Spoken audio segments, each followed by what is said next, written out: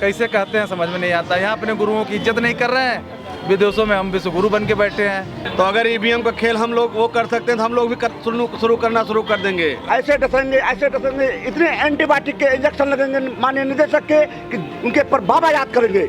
हम अशासकीय माध्यमिक विद्यालय के शिक्षक हैं, हम विपक्षी पार्टी का झंडा लेके भी चल देंगे, गांव-गांव जाकर प्रचार भी करेंगे, लेकिन इस सरकार को उखाड़ने में कोई पूर्ण कसर नहीं छोड़ेंगे। ऐसे सरकार को और ऐसे अधिकारियों को चुल्लू भर पानी में डूब के मर जाना चाहिए।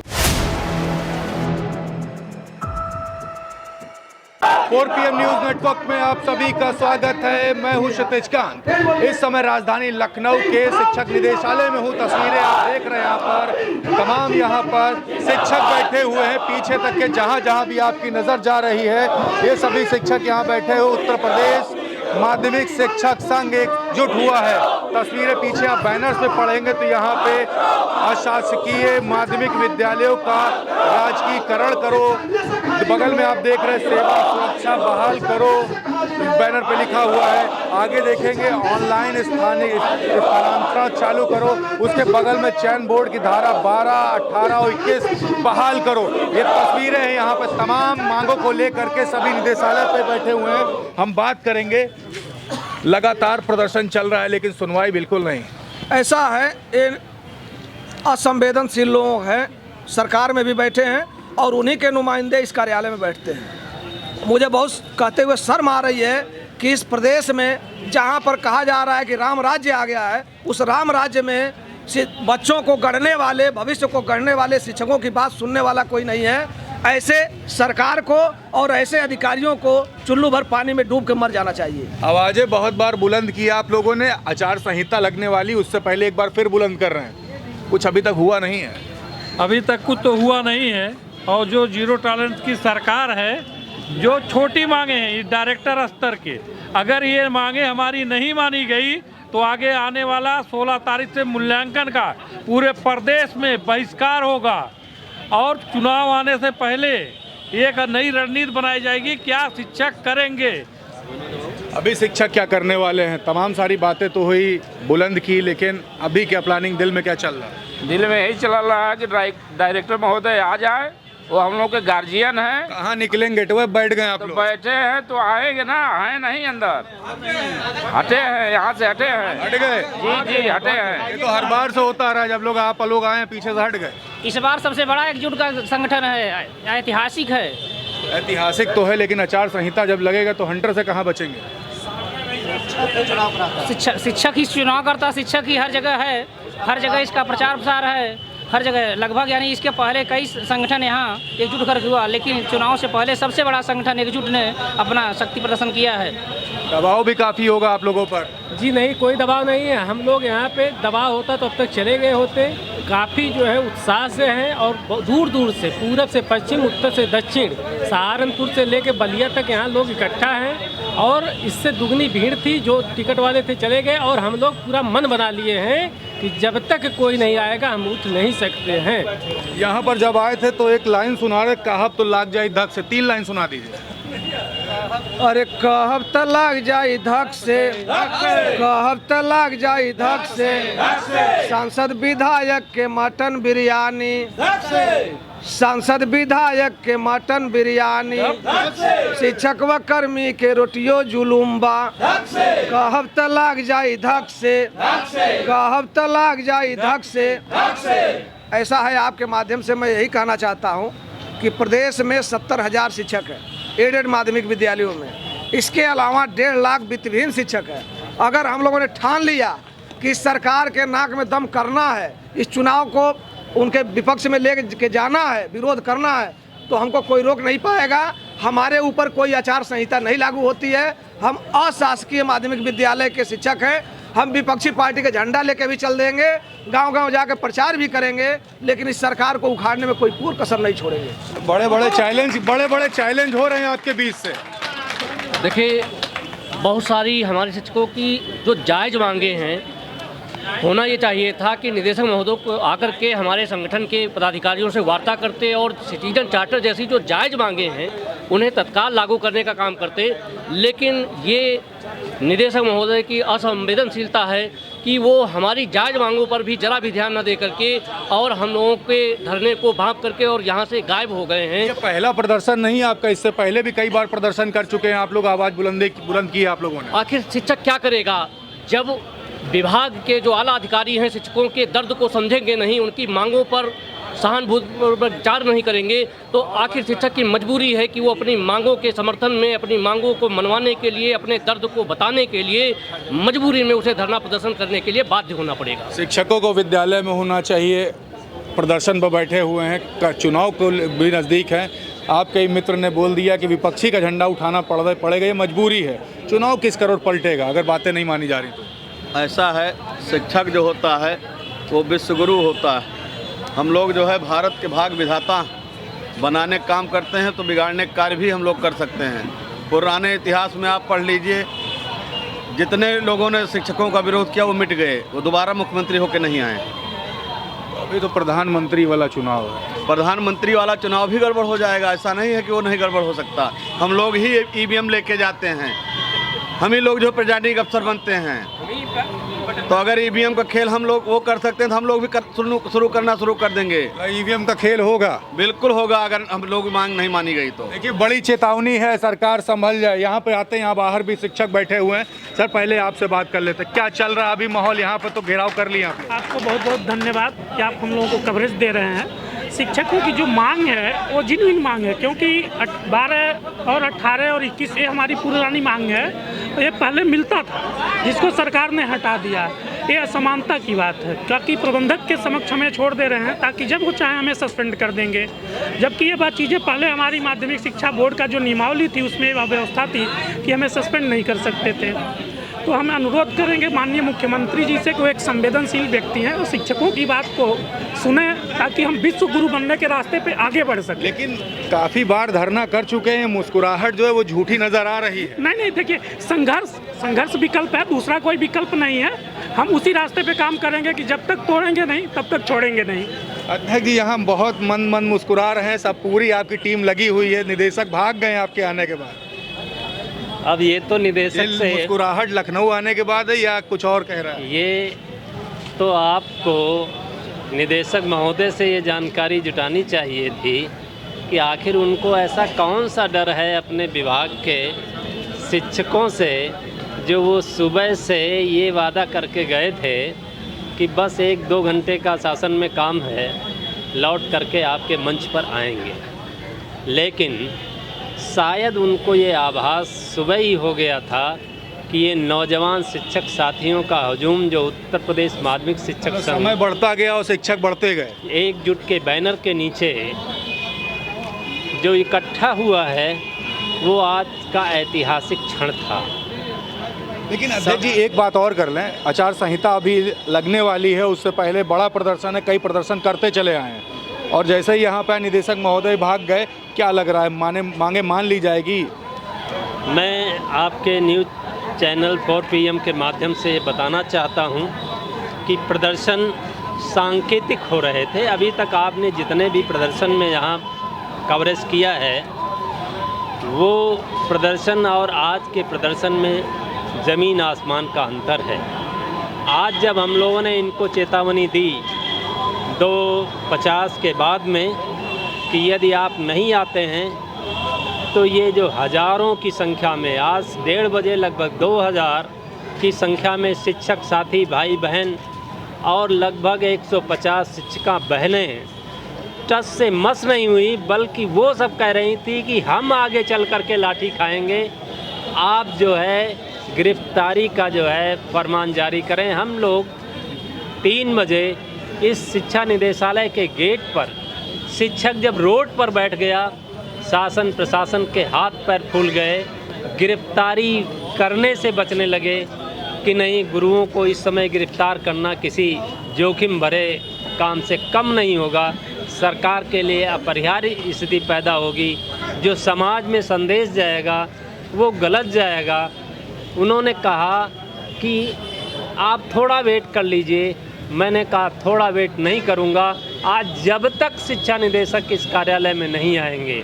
अब भी उतनी संख्या आपके सामने दिख रही है। संख्या तो दिख रही है, लेकिन निदेशक अभी तक आए नहीं हैं। और निदेशक क्योंकि ड्यूटी आवर्स भी खत्म हो गए। व्यावसायिक शिक्षा परिषद की सदन में बैठक चल रही है, उस बैठक में वो अपना समय व्यतीत कर रहे हैं कि हमको इस हुजूम का सामना न करना पड़े। तो मतलब इस बार आर या पार है, बिल्कुल मन में बना के आ गए। ये जो लड़ाई है इस बार बिल्कुल आप सही कह रहे हैं कि हम सेवा सुरक्षा, अशासकीय माध्यमिक विद्यालयों का राजकीयकरण, धारा 12, 18, 21 की बहाली को लेकर के बिल्कुल आर पार की लड़ाई के मूड में पूरा शिक्षक समुदाय है। क्योंकि शिक्षकों से बैर मोल लेना ये किसी के हित में नहीं होता है। आज सांकेतिक तो नहीं, हर बार तो सांकेतिक हो। नहीं, बिल्कुल सांकेतिक नहीं है। ये धरना प्रदर्शन बिल्कुल इसको अंजाम तक ले जाने के लिए है।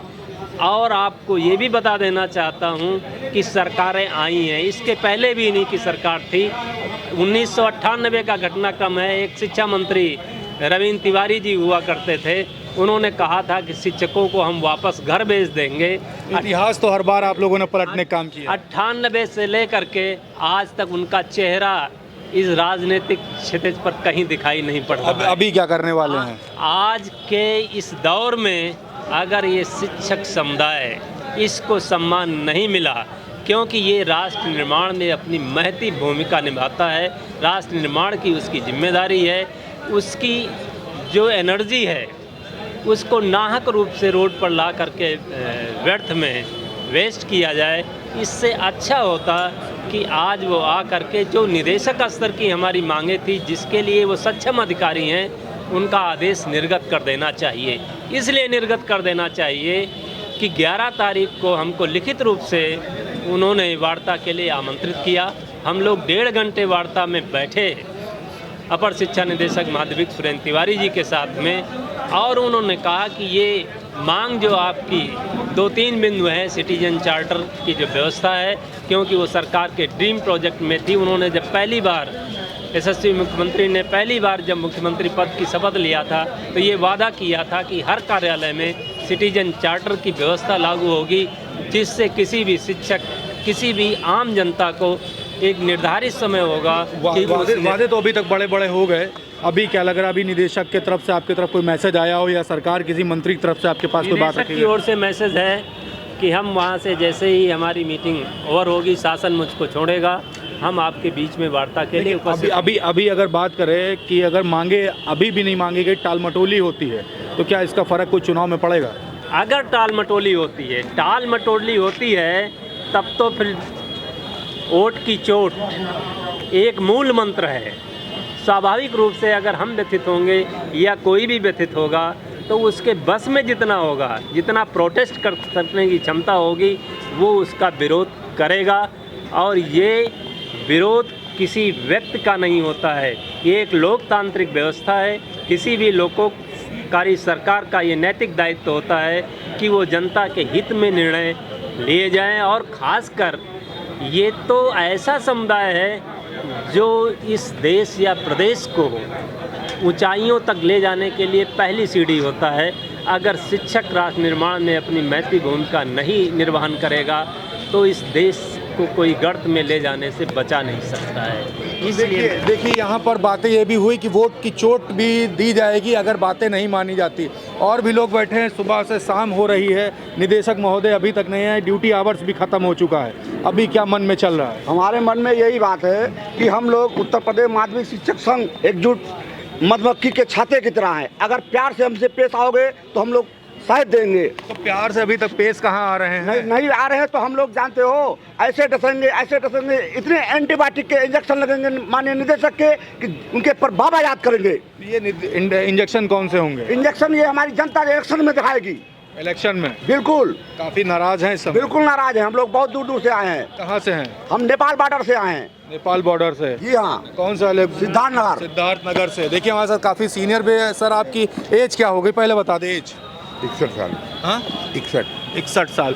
काफ़ी सरकारें आई गई, इस सरकार में जो हो रहा है आप लोग के साथ, इस पर क्या कहेंगे? दिल में क्या चल रहा है अभी? ये सरकार पूरी तरह तानाशाही है, किसी की सुनती नहीं है, सिर्फ अपने मन की बात करती है। जो उसके मन में होता है वही करती है और किसी की बात सुनती नहीं है। अभी आप लोग के मन की बात तो हो नहीं रही है? सुन भी नहीं रही है। प्रदर्शन काफ़ी कर चुके हैं? हाँ बहुत किए हैं, लेकिन सुनती नहीं है। देखिए सुनती नहीं है, सभी में नाराज़गी है, आप क्या कहेंगे? मैं यही कहूँगा कि 10 बजे से हम लोग बैठे हुए हैं और डायरेक्टर साहब की गाड़ी आई है, बिना डायरेक्टर साहब की आई है, केवल ड्राइवर आया है, ड्राइवर फिर वैसे चला गया और डायरेक्टर साहब का पता चल रहा है कि है ही नहीं। हम लोग बाहर जा रहे थे कुछ करने विधानसभा की तरफ, गेट पे तो फोर्स आ गई, पैरामिलिट्री आ गई। उसके बाद हम लोग क्या करें, पैरामिलिट्री उधर खड़ी है, हम लोग गेट पर आकर बैठ गए और हमारी मांगें जो भी हैं, सिटीजन चार्टर एक्ट है, धारा 12, 21, 28 है, 18 है, राजकीयकरण का मुद्दा है, कुछ तो आके बात करें। यहाँ ज्ञापन तो ले, ज्ञापन लेने में क्या जा रहा है, वो बात मान ले, जो भी टाइम लेना हो अपना टाइम ले, लेकिन आए क्यों नहीं? ये हम लोगों में बड़ा ही रोष है डायरेक्टर साहब के प्रति। क्यों नहीं आ रहे? हमारे वो गार्जियन हैं, वो हमारी बातें नहीं सुनेंगे, कौन सुनेगा? देखिए, डायरेक्टर साहब को लेकर के काफ़ी रोष है। पीछे तक के टेंट के अंदर अब हम चल रहे हैं, टेंट के अंदर भी शिक्षक तमाम बैठे हुए हैं। ये तस्वीरें देख रहे हैं आप, यहाँ पर राजधानी लखनऊ के माध्यमिक शिक्षक परिषद के निदेशालय में सभी बैठे हुए हैं और सभी इंतज़ार कर रहे हैं निदेशक महोदय का। सभी में नाराज़गी है, सुबह से शाम हो चुकी है। बात करेंगे। आपका नाम क्या है सर? नाम आपका? हरीश कुमार जी कहाँ से आए हुए हैं? गोरखपुर से। गोरखपुर। अब बाबा तो बड़ी बड़ी बातें कर गए, उन्हीं के क्षेत्र से हैं। सुनवाई कुछ नहीं हो रही, टेंट के नीचे बैठे हुए हैं। कभी ठंड कभी जाड़ा, सब कुछ जाड़ा गर्मी बरसात आप लोगों ने झेल लिया। बड़े बड़े प्रदर्शन किए। प्रदर्शन तो कर रहे हैं, किए भी हैं, कर भी रहे हैं, उसी के लिए बैठे हैं। हम अपनी मांगों के लिए बैठे हैं यहाँ पे।